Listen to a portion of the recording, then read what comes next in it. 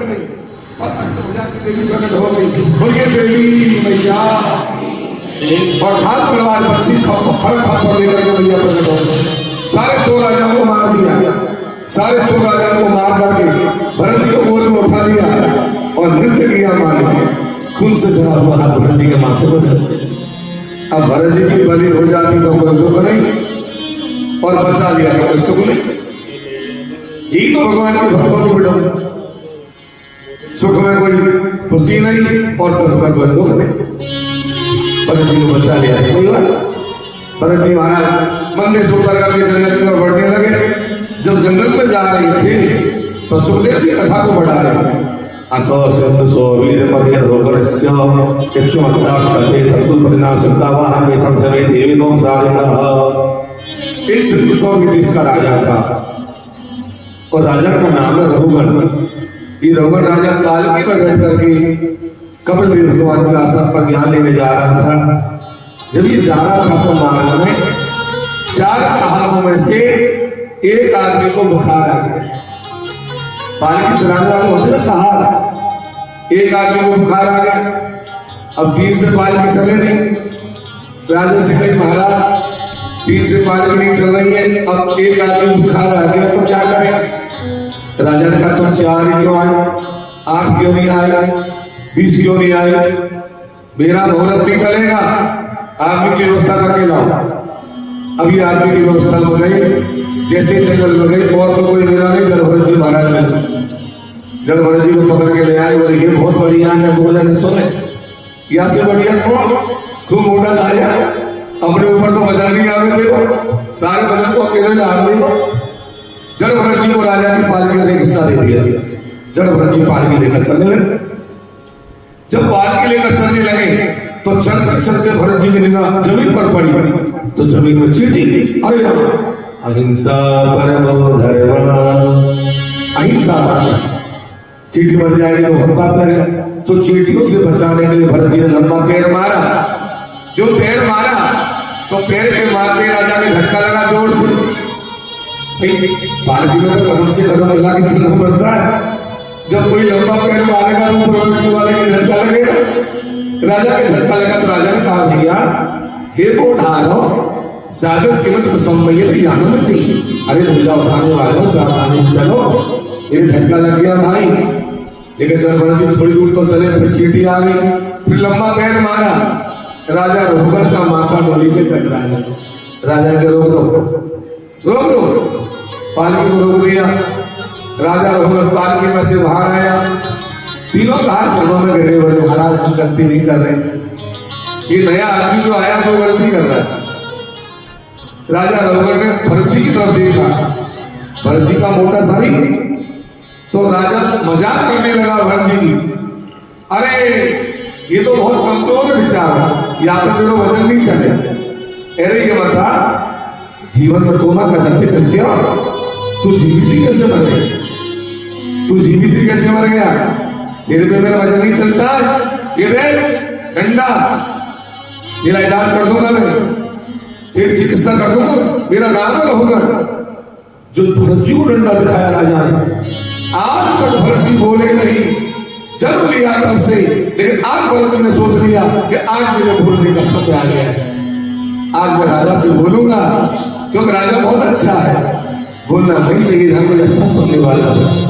पहली बार भरत जी बोले हैं राजा के सामने, क्या बोले हैं, तयोदितम तम विप्रलब्धा भरतु समेष्या तद्वीर भारो कंतुर्यदिश्या तदिगम्य मध्वा ईरे विरासो न विदा प्रदाद।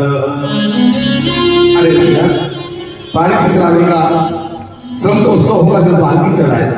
जो पालकी चलाएगा उसको श्रम कैसे होगा। बोझा उठाने का बोझ तो उसको लगेगा जो बोझा उठाएगा, जो बोझा उठाएगा उसको वजन कैसे लगेगा। मैं बोझा ही उठाना, मुझे वजन कैसे लगेगा। तू कह रहा है मोटा पतला, अरे मोटा पतला होना शरीर का धर्म है, भूख लगना प्यास लगना बुद्धि का धर्म है। मैं कोई शरीर नहीं हूं, मैं कोई बुद्धि नहीं हूं राजा, मैं तो ये आत्मा हूं। आत्मा तो मोटी पतली नहीं होती राजा, आत्मा तो एक जैसी होती है। तू कह रहा है कि जीवित ही कैसे मर गया? अरे राजा, जो दुनिया में आ गया वो तो जीवित ही मर गया, समझ ले। जीवन पर तत्व नियमी राजन आद्यंत प्रतिष्ठितम सुशांत भाव तुम्हें की दियत्र तभी सत्य से बड़ी करते हो। जो दुनिया में आ गया वो समझ लेगा तो जीवित ही मर गया। तुम आज नहीं तो कल उसको मरना पड़ेगा। तू कह रहा मेरा इलाज करेगा, तू क्या इलाज करेगा मेरा? अरे भैया, गेहूं को पीस करके आटा बन गया, आटे को पीस करके मैदा बन गई। अब मैदा का क्या बनाओगे?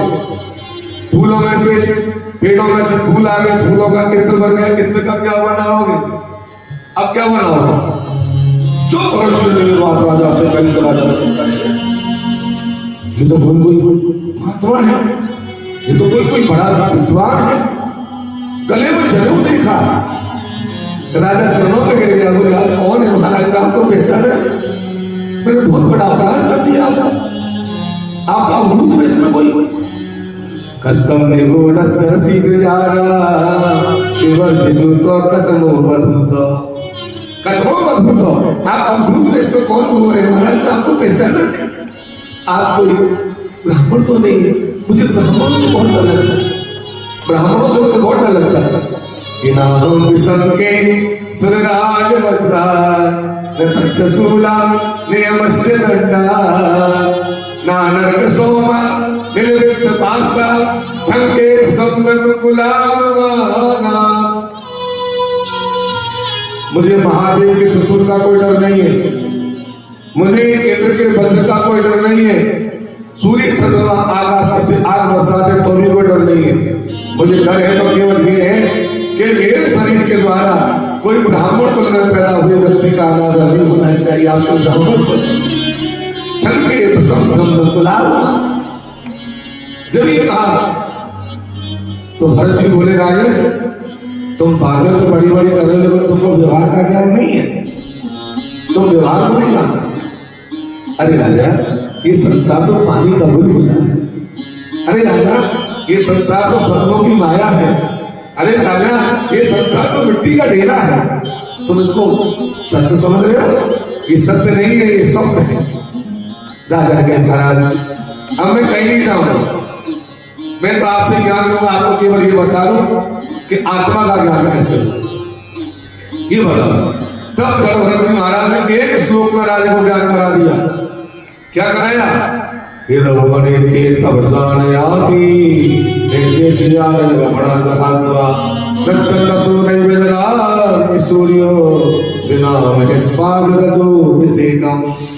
अरे राजा, आत्मा का ज्ञान किताब पढ़ने से नहीं होगा, आत्मा का ज्ञान हवन करने से नहीं होगा, आत्मा का ज्ञान धूली रमने से नहीं होगा। तो कब होगा? बोले महापुरुषों के चरणों में बैठे, उनके माथे, चरणों की रज को माथे पे लगाओ, तब जाकर आत्मा का ज्ञान होगा।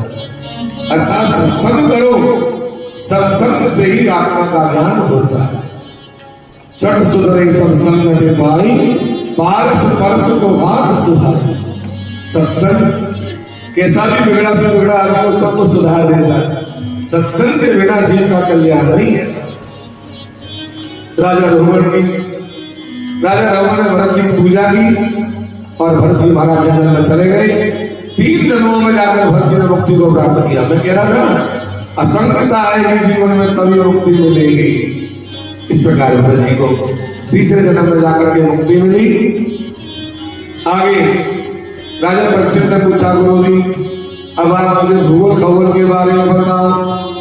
जब भूगोल खगोल के बारे में पूछा है तो भागवत के 5वें स्कंद में भूगोल खगोल की कथा।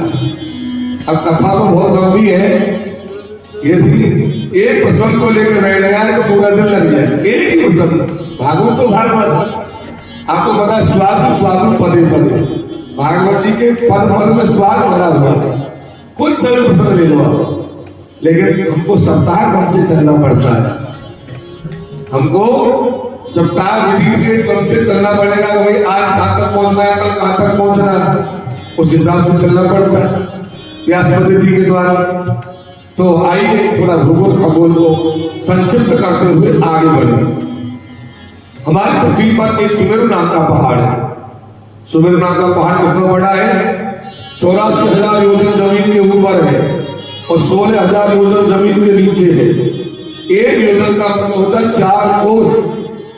भागवत जी में योजन का ही प्रमाण है, कोस का प्रमाण नहीं, किलोमीटर का प्रमाण नहीं है। तो इतना बड़ा पहाड़ है सुमेरु पहाड़। ये ब्रह्मा की स्वर्णपुरी है, कॉन्फ्रेंस रूम है ब्रह्मा का ये। इसके बाद में कई और पहाड़ है, मंदर, मेरू मंदर, सुपास और कुमद। इन पहाड़ों में पेड़ थे, पेड़ों में से फल आए, फलों की नदी बनी और उत्तराखंड में इलावट खंड में जाकर के बहने लगी। इलावट खंड में भगवान शंकर की पूजा होती है, हरिवर्ष खंड में और भगवान नरसिंह की पूजा होती है। प्रहलाद जी पूजा करते हैं। कौन सा मंत्र बोलते हैं प्रहलाद जी? नरसिंह भगवान का मंत्र है ओम नमो भगवते नरसिंहाय आविराविर ओम चौम स्वाहा। ये मंत्र के द्वारा नरसिंह भगवान की पूजा प्रहलाद जी करते हैं। केतुमाल खंड में कामदेव भगवान की पूजा लक्ष्मी करती है। हमारे भारतवर्ष के कंपुर खंड में राम लक्ष्मण जानकी की पूजा हनुमान जी महाराज करते हैं। हमारे उत्तराखंड में बद्री नारायण की पूजा होती है जो नारद जी करते हैं। हमारे भारतवर्ष में अनेक नदियां हैं, अनेक पहाड़ हैं। 28 पहाड़ और 45 नदियों का नाम भागवत जी में दिया है, जिनमें चंबल का भी नाम, बनास का नाम नहीं है। तो ये नदियां 45 नदियों का नाम भागवत जी में लिखा है, 28 पहाड़ों का नाम भी लिखा है और अंत में लिखा है कि भारतवर्ष की समान तो वैकुंठ भी नहीं वैकुंठ कथा सभा पर वृंदावन, हमारे वृंदावन के समान तो वैकुंठ भी सुंदर है। मुझे एक घटना याद आ गई, सुना देता हूं। चलो, हमारे दिल्ली में एक मुसलमान राजा का राज था, तो दिल्ली के साथ साथ उसकी राजधानी अलीगढ़ में भी थी। कहाँ थी? अलीगढ़ में, यूपी अलीगढ़। तो एक बार वो सुल्तान राजा अलीगढ़ आए हुए थे। सुल्तान ने कहा भैया दिल्ली जाने का रास्ता किधर से? बोले महाराज 2 रास्ते हैं, एक रास्ता तो लखनऊ होकर के है और एक रास्ता मथुरा वृंदावन होकर के। लेकिन मथुरा वृंदावन होकर मत जाना। बोले क्यों? बोले वहां तो महाराज हिंदुओं का एक छोरा रहता है काला सा, ऐसा जादू करता है कोई चला जाए तो फिर दोबारा छोड़ता ही नहीं है, वो पकड़ लेता। सुल्तान ने कहा ठीक है, मैं लखनऊ होकर के जाऊंगा। सुल्तान लखनऊ होकर के जाने लगे। सुल्तान के एक मंत्री है जिनका नाम है रसखान। क्या नाम है? रसखान। रसखान ने कहा महाराज जी आप कह दो तो मैं वृंदावन होकर के आ जाऊं और जल्दी आना, कहीं वो छोरा पकड़ नहीं ले तुझको। अरे महाराज कोई नहीं पकड़ेगा, बस एक बार घूम के आता हूं। तो रसखान जी महाराज वृंदावन की तरफ चल दिए। अब मथुरा में तो आकर्षण नहीं जितना वृंदावन में है। अब तो एक कदम वृंदावन की ओर बढ़ने लगा रसखान जी महाराज का। जब वृंदावन में रसखान जी गए तो केसी घाट पर कोई ब्राह्मण की कथा हो रही थी। अब वृंदावन तो भागवत होगी। रसखान जी जाकर कथा में बैठ गए। पंडित जी कह रहे थे देखो ये काली जमुना को देखो, ये कोई जमुना है जिसमें हमारे श्याम सुंदर किलोर किया करते थे। इसकी लहरों में आज भी तुमको कन्हैया दिखेगा। रसखान जी महाराज कथा सुनते सुनते आंख बंद हो गई और आंख बंद हुई तो ऐसी बंद हुई कि 15 दिन हो गए।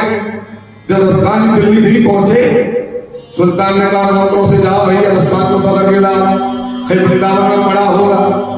नौकर चाकर आए, जमुना के किनारे वेद में पड़े तो रसखान जी महाराज पागल के तरह बोले मंत्री जी, ओ मंत्री जी। बोले हाँ दिल्ली नहीं चल रहा है क्या? बोले कौन सी दिल्ली भैया? अरे आप मंत्री हो, आपको दिल्ली नहीं चलना है क्या? बोले कौन सी दिल्ली भैया? बोले आपको कुछ याद नहीं? बोले नहीं। क्या याद था? तो रसखान जी ने कहा कि मुझे तो केवल एक ही बात याद है भैया कि मानस हो तो नहीं रस खान बसे मुझे। ऐसा वृंदावन धाम है हमारा दिल। आगे 7 समुद्रों का वर्णन किया। खारा समुद्र, दूध का समुद्र, दही का समुद्र, घी का समुद्र, शहद का समुद्र, शराब का समुद्र, शुद्ध जल का समुद्र जिसको कहते हैं अटलांटिक महासागर। अटलांटिक महासागर जिसको कहते हैं। इस 7 समुद्रों का वर्णन किया। 7 द्वीपों का वर्णन किया। जम्बू, प्लक्स, जालमली, कुश, क्रोध, साग और पुष्कर। 7 दीपों का वर्णन किया। 7 लोग ऊपर बताए, 7 लोग नीचे बताए। ऊपर के लोग कौन कौन से हैं? भू लोग, भुवन लोग, स्वय लोग, मह लोग, जल लोग, तप लोग और सत्य लोग। 10-10 हजार योजन पर लोग बने हुए हमारे। और 7 लोग के हमारे नीचे कौन कौन से? अतल, बेतल, सुतल, तलातल, महातल, रसातल और पाताल। ये 7 लोग नीचे बताए। पाताल के नीचे क्या है? बोले पाताल के 30,000 योजन नीचे शेष जी महाराज का लोग। और शेष जी महाराज ने 14 लोग के ट्रिपल को माथे पर धारण कर रखा है। एक राय के दाने के बराबर भी वजन नहीं लगता, एक राय के दाने बराबर वजन नहीं है शेष जी महाराज। बोले एवं प्रभाव भगवान अनंतो दुरंत की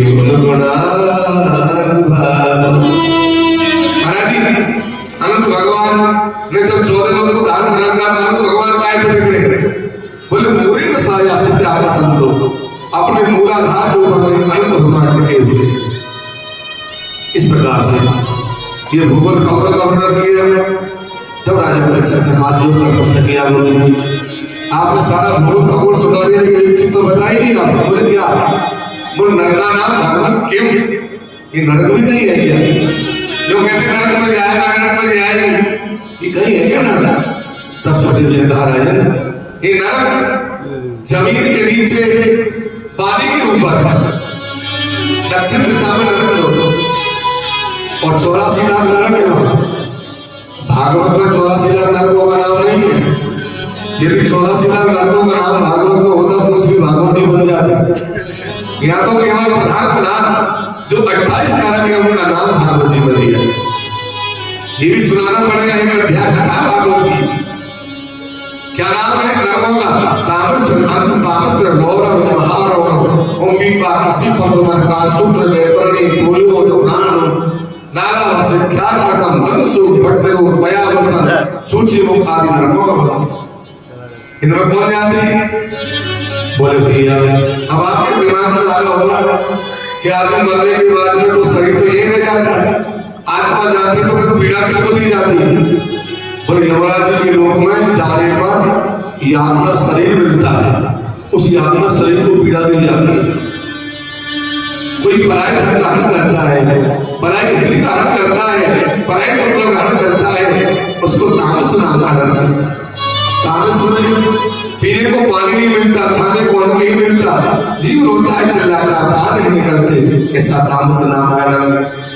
जो पराय स्त्रियों के साथ में कर्म करते हैं, अपना चरित्र खराब करते हैं, उनके लिए नरक है जिसका नाम है अंध तामस।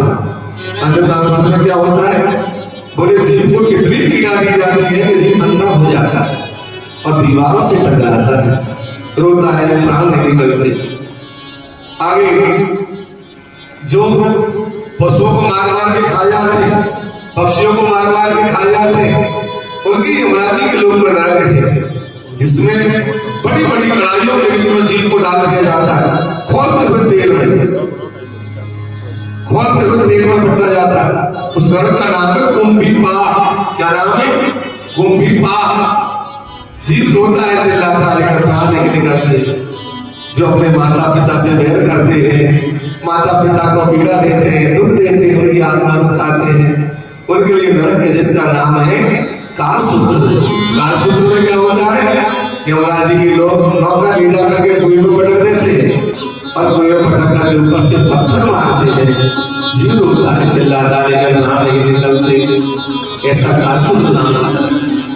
जो वेदों का पाखंड करते हैं, वेदों में लिखी हुई बात तो कहते थे, दुनिया को चलते हैं, उनके लिए यमराज जी के लोग नरक है।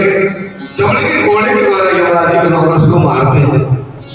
जो पशुओं के साथ में गलत कर्म करते हैं उनको वज्रघंटक नाम का नरक मिलता है। जो स्त्री अगवा होकर पुरुष का धर्म नष्ट करते हैं, अथवा जो पुरुष अघोर होकर स्त्री का धर्म नष्ट करते हैं, उनके लिए यमराज जी के लोग में नरक है, इसका नाम है तप्त सूर्मी। तप्त सूर्मी में क्या होता है?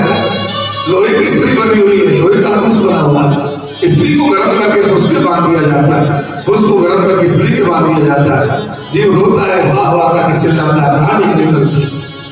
आगे जो पशुओं को शिकार करता है, प्राण को नाम करते हैं, बाणों से लेते हैं यमराज के लोग। जो ब्राह्मण होकर के, क्षत्रिय होकर के, वैश्य होकर के शराब पीते, मदरा पीते, उनकी यमराज के लोग नरक, अय्यपान नाम का नरक। अय्यपान में क्या होता है? लोहे को गर्म करके मुख में डाला जाता है, वाह वाह करके जीव चिल्लाता, प्राण नहीं निकलते। जो बिना बात का दुख देते हैं उनको दंसुक नाम का नरक मिलता, सर्पों में डाल दिया जाता है जीव को, सब जीव को काटते हैं। अपने घर पर आए अतिथि का सम्मान नहीं करते, उनको वज्रतुंड नाम का नरक मिलता है, चोंच वाले जानवर जीव को खाते। जो घर का अभिमान करते हैं पैसे का, उनको सूचिमुख नाम का नरक मिलता है। यमराज के नौकर सुई के द्वारा जीव को छेद दे, जीव रोता चिल्लाता, प्राण निकल। समुद्र पाताल नरक गण लोक संस्था गीतामय तब कृपाभूतमीश्वरस्य तुलंबतो सकल जीवनिकाय धाम। भगवान के भूगोल खगोल की कथा, नरकों की कथा को जो सुनते हैं, सुनाते हैं, उनका चित्त भगवान के चरणारविंद हो जाता है। यहाँ 5वें स्कंद को विश्राम दिया, हमारे बड़े वाले बालाजी के चरणों में भागवत जी का 5वां पुष्प अर्पित। ये अभी जो मैंने बोला वो 5वें स्कंद का अंतिम श्लोक था। 6वें स्कंद में राजा परीक्षित ने सुखदेव जी कहा, गुरु जी मैं नरकों की कथा को नहीं सुनता तो बहुत बढ़िया रहता। क्या हुआ? अरे महाराज अब कथा सुनने से कोई फायदा नहीं, जाना तो नरक में ही पड़ेगा। आदमी चाहे कितना भी बच के चले, लेकिन जाना तो नरक में ही पड़ेगा। सुखदेव जी बोले तो घबरा गए राजा। तब सुखदेव जी से राजा ने कहा कि गुरुजी कोई ऐसा उपाय बताओ जिससे जीव को नरक में नहीं जाना पड़े, नरक से बचने का कोई उपाय बताओ गुरुजी। तब सुखदेव जी बोले राजा तपस्या के द्वारा, ब्रह्मचर्य के द्वारा, यम नियम के द्वारा जीवात्मा परमात्मा का ध्यान करे तो नरक में नहीं जाना पड़ता। गुरु जी आप आगे मेरे समझ में नहीं आया। अरे भाई यदि आपने कोई पाप कर दिया तो पाप करने के बाद में उसका प्रायश्चित कर लो। प्रायश्चित करने से और उसका पाप का फल नहीं मिलता है, पाप का पाप नहीं लगता, लेकिन प्रायश्चित अनजाने में होना चाहिए। जानबूझ के पाप करो फिर प्रायश्चित करो, उससे क्या फायदा? कहने का मतलब यह है कि कपड़े गंदे हो गए तो उनको समय पर धो लो। यदि समय पे आपने उन कपड़ों को नहीं धोया तो वही कपड़े धोबी किया जाएंगे और धोबी उनको कूट के साफ कर देंगे। तो ऐसे ही यदि हमने गलती कर दिया, कोई पाप कर दिया तो उसका प्रायश्चित कर लो, नहीं तो यमराज जी के नौकर डंडे के द्वारा सारा प्रायश्चित करवा लेंगे। प्रेम से बोलो श्री राम। राजा बोला नहीं गुरुजी कोई ऐसा उपाय बताओ जिससे नरक में नहीं जाना पड़े। तब सुखदेव जी ने कहा कि केचित् केवलया भक्त्या वासुदेव परायण अधम धन्वंती का स्नेह भास्कर। केवल भगवान की भक्ति ही जीव को नरक से बचा सकती। भक्ति के द्वारा सारे पाप जल जाते हैं। कितना भी पाप करो, भगवान की भक्ति सारे पापों को जला देती है। जैसे सूर्य नारायण अंधकार को दूर कर देते हैं, ऐसे भगवान की भक्ति सारे पापों को जला देती है। यदि एक बार भी सबसे मन से भगवान का नाम ले लिया किसी ने, एक बार भी सकलं मना कृष्ण पदारविंदयो निर्वेशितं तद्गुणरागियो नते यमं पाशवतश्च तद्भटा स्वप्ने पश्यन्ति चिर निष्कृताः।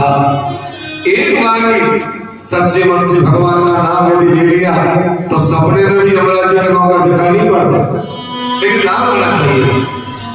राजा परीक्षित के गुरु जी नहीं बजी नहीं समझ बात। कोई पापी से पापी हो और उसने भगवान का एक बार नाम लिया हो और उसका कल्याण हुआ हो तो कोई कथा हो तो सुनाओ, तब हम मानेंगे कि हाँ भगवान का नाम लेने से वास्तव में पापी से पापी भी कर जाता है। तब सुखदेव जी ने एक बहुत सुंदर उपाख्यान सुनाया जिसका नाम है अजामिलोपाख्यान। अजामिलोपाख्यान है श्रीमद् भागवत, ये किसी भी ग्रंथ में नहीं है श्रीमद् भागवत के अलावा। तब अजामिलोपाख्यान सुनाया है सुखदेव जी ने कि कार्मिको जय कश्चित दासी पति अजामिल नाम सदाचार दास्या संसर्ग दूषिता।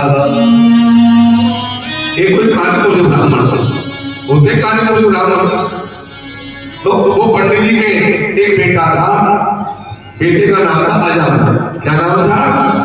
अजामिल। अजामिल बहुत बढ़िया था, पंडित जी का बेटा, पिता का आज्ञाकारी पुत्र, शादीशुदा, बीवी बच्चों वाला। पिताजी ने कहा बेटा अजामिल? बोले हाँ।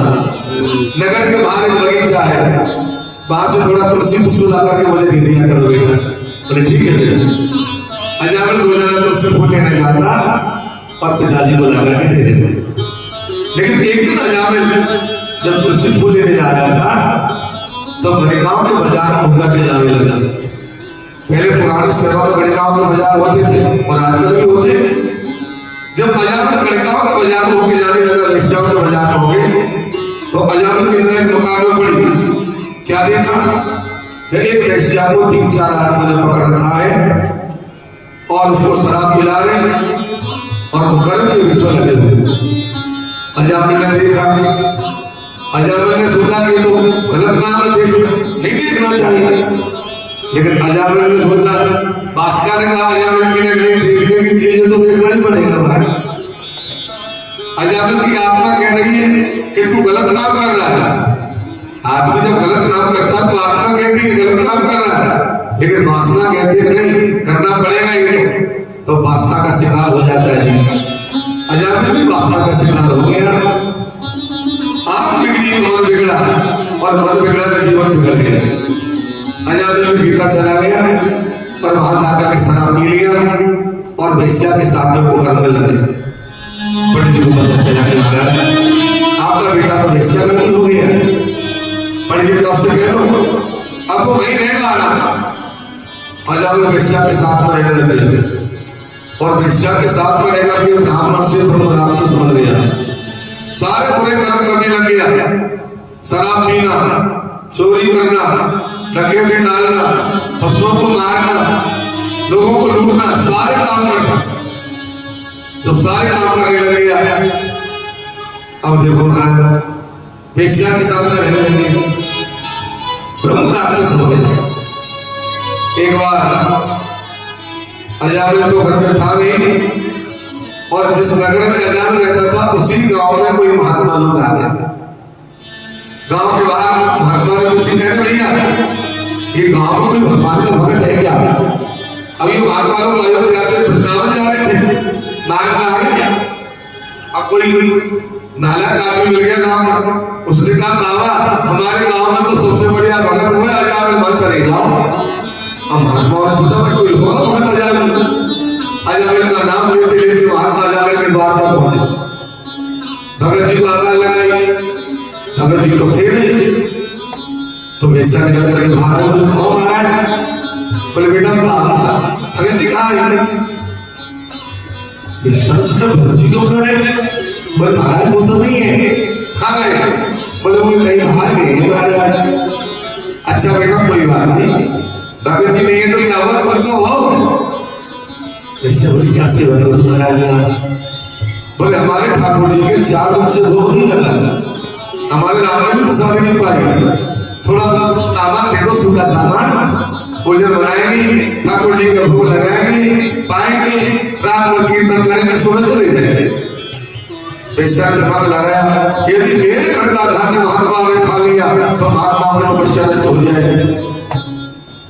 बोले बाबा सामने दुकान में से सामान ले आओ, जो भी चाहिए और पूरे पैसे में दे दूंगे। आप तो बनाओ पाओ महाराज आराम से। अब तो महात्मा लोग सामान ले आए और अजामिल के मकान के द्वार पर ही भोजन बना लिया और भोजन बन के जब तैयार हो गया, थाली में प्रसादी रख लिया, झोले में से ठाकुर जी निकाले और जो तुलसी छोड़ने को तैयार हुए, इतने में अजामिल आ गया। एक मरा हुआ हरड़िया कंधा पे, एक मरा हुआ हरड़िया कंधा पे पड़ा, खुर में तर अजामिल जब भीतर जाने लगा, बात बुलाए कौन है तो भाई? अजामिल बोला मेरे घर में ले जाऊंगा क्या? बोले तेरा है? बोले हाँ। महात्मा के हाथ में तुलसी दे गई। बोले बाबा का बहुत बिगड़े आदमी है, गलत जगह आ गया। बाबा बोले भैया चलना नहीं है, थोड़ी देर रुको, सुधरे को तो सबको सुधार देता, बिगड़े को सुधारे वही तो साधु है, आज सुधार के चलना। अरे बाबा क्या सुधारोगे? बोले चलते चलो, कोई बात नहीं।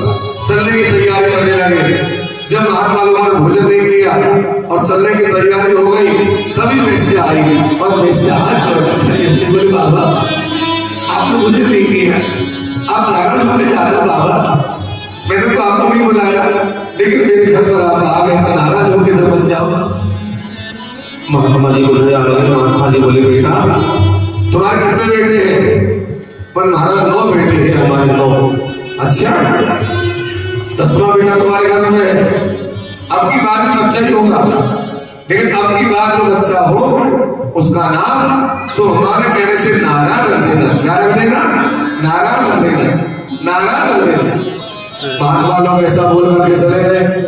वैश्या ने 10वें पुत्र को जन्म दिया, जिसका नाम रख दिया नारायण, नारायण नाम, छोटे छोटे का नाम नारायण। अब तो अजामिल का सबसे ज्यादा प्रेम नारायण पे था, क्योंकि छोटा ही छोटा बेटा, कोई भी काम होता अजामिल नारायण को बोला नारायण पानी लाना, नारायण रोटी लाना, नारायण ये काम कर दे। अजामिल का बुढ़ापा आ गया, अजामिल मृत्यु सैया पे जाकर के पड़ गया। अजामिल को लेने के लिए यमराज जी के काले काले नौकर आए और काले काले नौकरों ने आकर के अजामिल को बांध लिया। मुर्गरों की मार पड़ने लगी, मुसलों की मार पड़ने लगी। तभी अजामिल अपने बेटे नारायण को पुकारने लगा, चिल्लाता हो बोला कि का सत्यम पुत्रम नारायणाभ्यम प्लावितेन सुरोड़ोचे राजधान कुलेंद्रिया। अरे नारायण ये नहीं कौन मारे मुझे मार रहे, तू मुझे बचा, अरे नारायण तू मुझे बचा। ऐसे अजामिल चिल्लाने लगा। अब नारायण ने तो सुना नहीं, बेटे ने तो सुना नहीं, भगवान नारायण के पार्षद आकाश में घूम रहे थे, उन्होंने सुना कि कोई भगवान को पुकार रहा है, तत्काल प्रकट हो गए और 4 भुजा वाले पार्षदों ने जाकर के और अजामिल को बचा लिया। यमराज जी के नौकर बोले क्या बात है साहब? बोले क्या बात है, क्यों मार रहे उसको? बोले इसको ले जाके बोले कहाँ? बोले हम लोग भगवान के पार्षद बोले तुमको बताने किसका नाम ले रहा है? बोले किसका नाम ले रहा है? बोले हमारे प्रभु का नाम ले रहा है। यमराज जी का नौकर बोले साहब आपको गलत फहमी हुई है, आपके प्रभु का नाम नहीं ले रहा है, ये अपने बेटे का नाम ले रहा है, आप गलत समझ गए, बेटे का नाम ले रहा है। बोले हाँ। भगवान के पार्षद बोले मूर्खों, चाहे बेटे का नाम लो लेकिन भगवान का नाम तो आ रहा है, भगवान का नाम तो चाहे कैसे भी आए जीव का कल्याण कर देता है। सांकेत्यम पारिहास्यम चाहे संकेत भाव से लो, अरे राम जी इधर आओ, चाहे हंसी मजाक में लो, चाहे लड़ाई में लो, अरे तो अपने आप को राम जी समझते हो क्या? तुमको राम जी हो गया? चाहे लड़ाई झगड़े को नाम आए, लेकिन भगवान का नाम यदि आ गया तो भैया वो तो अपना काम करेगा ही करेगा। नाम का बड़ा प्रभाव है कि नाम प्रभाव जाने से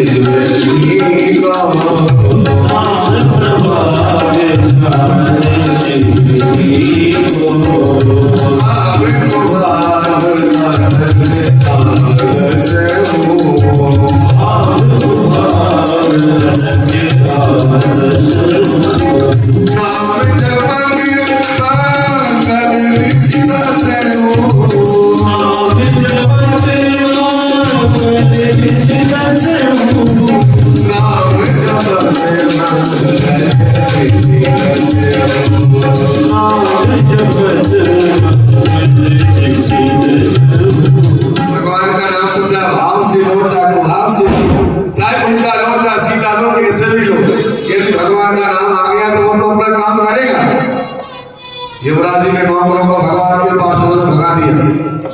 भाग गए।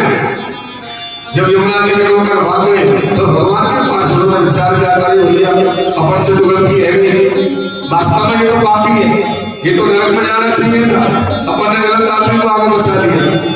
बोले क्या करें? बोले अपने भी छोड़ दो। तो भगवान नारायण के पास सब अजामिल को छोड़ दे। अब अजामिल खटिया पे पड़ा पड़ा सब देख रहा है। पहले देखा काले काले आंखों ने मुझे मारा, फिर चार चार भुजा वालों ने मुझे बचा लिया।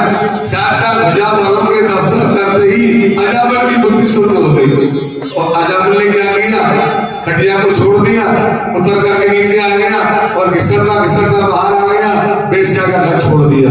और बेश्या का घर छोड़ करके अजामिल घिसटता घिसटता गंगा किनारे आ गया और गंगा जी में आके नहा लिया और गंगा किनारे बैठ करके तो भजन करने लगे। हमारा भगवान का भजन करने लगे। भगवान के पास अपने जाके भगवान से कहे, नाथ आज हमने गलती कर दी। बोले क्या हुआ? बोले पापी को जाकर के बचा लिया। भगवान बोले पापी तुम क्यों गए? बोले वो आपका नाम ले रहा था, नारायण नारायण, हमने सोचा आपका नाम ले रहा है, बाद में पता चला कि वो तो अपने पुत्र का नाम ले रहा है। भगवान बोले तो फिर तो उसको लाया कि नहीं लाया? बोले हम तो नहीं लाए। भगवान बोले उसको ले आते। बोले महाराज वो तो पापी था। भगवान बोले वो पापी था, अब वो पापी नहीं है, अब तो वो गंगा किनारे बैठ करके मेरा भजन कर रहा है। आप जाओ और उसको ले आओ आराम से, कोई चिंता नहीं। जब भगवान की स्वीकृति मिल गई, अब तो भगवान के पास गए और अजामिल को चवर छड़ी छत जला दिया और विमान में बैठाया और बड़े गाजे बाजे से लेकर के बैकुंठ में आ गए। अब बैकुंठ की मर्यादा क्या है कि बैकुंठ के अंदर चाहे कितना भी बड़ा भगवान का भक्त हो, लेकिन बैकुंठ के दरवाजे तक ही वो विमान में जाएगा, अंदर तो उसको पैदल ही जाना पड़ेगा। अंदर केवल विमान में भगवान जाते, कोई नहीं जाता। लेकिन आज इस बात को भगवान के दूत भूल गए और अजामिल को विमान में बैकुंठ के अंदर भी लेकर के चलते चले गए। जब लेकर के चलते चले गए, लक्ष्मी जी भगवान के चरण दबा रही थी। लक्ष्मी ने पूछी, महाराज आप तो यहाँ सो रहे हो, ये कौन से विष्णु आ रहे, कोई दूसरा विष्णु तो नहीं आ रहा? तो भगवान बोले नहीं नहीं नहीं, कोई मेरा भगत आ रहा होगा। बोले महाराज ये कैसे भगत है, यानी भक्ति तो आपको बतानी पड़ेगी। भगवान बोले यानी भक्ति बता दो तो नाराज हो जाए। बोले नाराज क्यों हो जाओ, बताओ कि भक्ति कैसी? भगवान बोले भगत भगत नहीं, महापापी अजामिल नरक में जाना चाहिए था। मेरे पास ने मत पूछी नाम करे लाए कि नहीं लाए? हमने कहा लिया भाई परिवार में। जब ये कहा तो लक्ष्मी जी के लाल लाल नेत्र हो गए। बोले महाराज आप न्याय नहीं अन्याय करते हो, यदि पापी था तो नरक में जाना चाहिए था, आपने मेरे क्यों बुलाया? क्यों बुलाया? यमराज जी बराबर के नहीं मिले आपको, नहीं पता चल जाता आपको? भगवान बोले राधे जब यहाँ को बेटा ही बना लिया तो बाप को नहीं बनाऊंगा मैं, ये तो मेरा बाप बन गया। लक्ष्मी जी बोले बाप को तो बना लिया आपने, लेकिन आपने मैया को तो नहीं बुलाया ना। मैया तो आपकी घर में पड़ी है, पर क्या करें साहब, पुरुषों का पक्ष तो आप ले लेते हो, स्त्रियों का पक्ष लेने वाला कोई है नहीं। लेकिन मैं भी आगे बैकुंठ की हकदार हूँ, स्त्रियों का पक्ष मैं लूंगी। अब सुन लो मेरी बात, या तो ये पापी अजामिल नीचे जाएगा और नहीं तो आपकी मैया जो वेश्या है वो भी गाजे बाजे से ऊपर आएगी। भगवान ने कहा भैया एक काम करो, अजामिल को उतार ले आओ और वेश्या को भी गाजे बाजे से ऊपर ले आओ। भगवान के पास गए, अजामिल को उतार गए और वेश्या को भी गाजे बाजे से भगवान ने ऊपर बुलवा लिए। राजा परीक्षित ने पूछा, गुरु जी यमराज जी के नौकरों ने जाके यमराज से क्या कहा? बोले यमराज जी के नौकरों ने अपने चाबुक रस्सी आदि सब डाल दी चरणों में, बोले आज के बाद नौकरी नहीं करेंगे। यमराज जी बोले क्या हुआ? बोले आज हमको चार चार भुजावालों ने पीटा। तुमको पीटा? यमराज जी बोले तुमने चार चार भुजावालों का दर्शन कर लिए क्या? यमराज जी के नौकर बोले महाराज दर्शन नहीं कर लिए, हम तो लड़ाई लड़ी है। यमराज जी बोले अरे पागलो, तुम्हें लड़ाई काय को लड़ी? चार चार भुजा वाले आ गए तो तुम छोड़ के आ जाते। चार चार भुजा वालों के दर्शन तो भाग्यशालियों को होते हैं। तुम एक बार पूछ रहे थे ना मैं किसका भजन करता हूँ? मैं वो चार भुजा वाले का भजन करता हूँ, उसी का तो भजन करता हूँ। क्या हुआ ये बताओ? ये बोले महाराज हमसे उन्होंने ये पूछी धर्म क्या है, धर्म क्या है, क्या जाने धर्म को? यमराज जी बोले धर्म को तुम क्या जानो, धर्म को तो केवल 12 आदमी जानते हैं। 12 आदमी कौन? जो भागवत है, जो भगवान के भागवत है 12, वही धर्म को जानते हैं। कौन कौन? ध्यान से सुनना। 12 भागवत कौन कौन है जो भगवान के बारे में, धर्म के बारे में जानते हैं? तो आज यमराज जी बता रहे अपने गणों को कि स्वयंभू नारद शंभु कुमार कपिलो मनु प्रहलादो जनको भीष्म बलिर्भैया सिकिरवयम। ये 12 आदमी जानते। एक तो स्वयंभू ब्रह्मा जानते, पहले कौन जानते? ब्रह्मा, नारद, भगवान भोलेनाथ महादेव, स्वयंभू नारद शंभु कुमार संत कुमार सी जानते, कपिल देव भगवान जानते, और मनु जानते हैं, एक प्रहलाद जी महाराज जानते हैं, एक राजा जनक जानते हैं, और भीष्म पितामह जानते हैं, और एक राजा बलि जानते हैं, और 12वां में धर्मराज भी जानते हैं। कान से तेरे जाने लो धर्मम भागवतम भटा। ये 12 आदमी के अलावा तेरे में कोई नहीं जानता कि भगवान। हम 12 जानते हैं, मेरा भी नाम है। धर्मराज जी कह रहे मेरा भी 12 में नाम। धर्मराज जी ने 84 लाख नरकों के नौकरों को बुलाया और बुला करके बैठा दिया। सुनो, आज से मैं नियम निकाल रहा हूं यमलोक में, एक बार भी कोई मंदिर में चला गया, एक बार भी कथा में चला गया, कीर्तन में चला गया, तो भैया कभी भी हमारे नरक लोक में लेकर उसको मत आना। यमराज जी के नौकर बोलेगा कोई अपने नाम बेटे का नाम रख देगा राम जी, कोई श्याम जी, कोई घनश्याम जी, कोई दामोदर जी, कोई मुरली मनोहर जी, कोई मनन मोहन जी, ऐसे तो सब दुनिया को नहीं लाएंगे। वो नहीं लाएंगे तो नहीं लाएंगे भैया। पुराने जमाने में जब माता पिता बच्चों के नाम रखते थे तो ऐसे नाम रखते थे जो भगवान का नाम आता हो, कम से कम भगवान का नाम तो निकलेगा। लेकिन आजकल तो ऐसा नाम रखने लगे बच्चों का जिसका कोई मतलब ही नहीं है। टिक्कू चिक्कू पिक्कू निक्कू, क्या नाम? अरे नाम, बच्चों का नाम अच्छा होना चाहिए, क्योंकि नाम से रूप का बोध होता है, रूप से चरित्र का बोध होता है, और चरित्र से मन सुधरता है, तो नाम से मन सुधरता है। नाम भी हमारे मन को सुधारता है। नाम बढ़िया होना चाहिए, और नाम ऐसा होना चाहिए जो सभी कालों में अच्छा लगे, ऐसा नाम होना चाहिए। तो यमराज जी के नौकर बोले महाराज आपने तो सबको लाने को मना कर दिया, तो ये तो बताओ लाए किसको? तब धर्मराज जी ने कहा कि चिंपा भक्ति भगवत गुण नाम धिया चेतस्तन स्मृति तच्चरणारविंदा कृष्णायुयो नमः चिर एकदापि तानागमद्दमसतो कृत विष्णु कृत्या। जिसकी जिह्वा पर एक बार भी भगवान का नाम नहीं आया, जिह्वा भक्ति भगवत गुण नाम ध्येय, जो एक बार भी अपने चित्त में भगवान का नाम नहीं लाए, जो एक बार भी भगवान के मंदिर में जाके माथा नहीं टेके, जो एक बार भी अपने कानों को सत्संग में नहीं लगाए, उसको तो भैया बिना पूछे ताजे हमारे हम लोग लेकर के आ जाना, कोई रोकने वाला नहीं, उसका इलाज मैं करूंगा। यमराज जी कहते, यमराज जी ने सोने की मूर्ति बनाई और भगवान से क्षमा मांगी कि मेरे किंकरों के द्वारा जो अपराध हो गया उसको क्षमा करा प्रभु। देखो इस कथा में भगवान के नाम की महिमा है। राम से बड़ा राम का नाम, एक तो भगवान का नाम, एक भगवान का धाम, एक भगवान की लीला, और एक भगवान के रूप का बड़ा भेद। नाम का बड़ा भेद है, धाम का भी बड़ा भेद है। एक कथा को आप यहाँ सुन रहे हो और एक कथा धाम में जाके सुनो तो धाम में 1000 गुना फल ज्यादा मिलता है। धाम की तो बात अलग होती है, धाम में कथा का महत्व, धाम में जाने का महत्व बड़ा, धाम का तो महत्व है। एक भगवान की लीला का महत्व बड़ा, एक भगवान के रूप का बड़ा महत्व। तो भगवान के नाम की महिमा प्रसंग में गाइए, आइए इस भजन के द्वारा भगवान के नाम की महिमा को गाएं।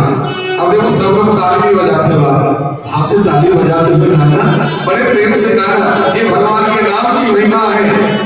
अरे हो गए भव से पार लेकर नाम तेरा, हो गए भव से पार लेकर नाम तेरा, हो गए भव से पार लेकर नाम तेरा, हो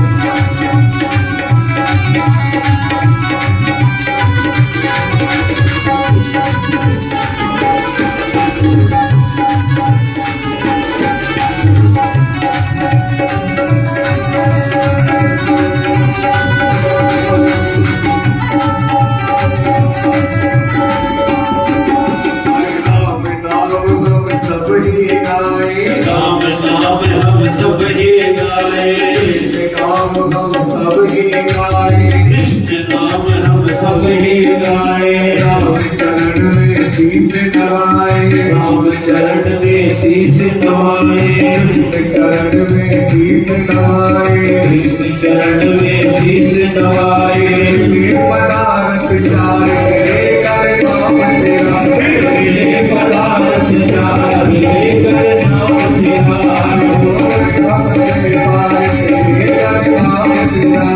हो गए भक्त पार लेकर नाम तेरा, नाम तेरा प्रभु नाम तेरा, नाम तेरा प्रभु नाम तेरा, नाम तेरा नाम तेरा प्रभु नाम तेरा, हरे बोले हरे बोले भक्त पार लेकर नाम तेरा, हो गए भक्त पार लेकर नाम तेरा, हो गए भक्त पार लेकर नाम तेरा, हो गए भक्त पार लेकर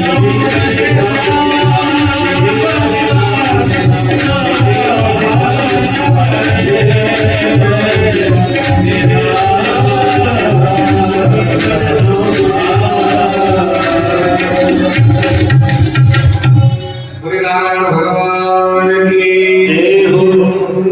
अजा नाम है माया का। अजा किसको कहते हैं? माया को। माया से माया मिली तो आदमी तो पाएगा, लेकिन जब अज से मिल गया, अज का मतलब होता है भगवान, अज से मिल गया तो अजामिल का उद्धार हो गया। आगे बहुत सुंदर प्रसंग सुनाया सुखदेव जी ने कि एक बार देवराज इंद्र ने अपने गुरु का अपमान कर दिया।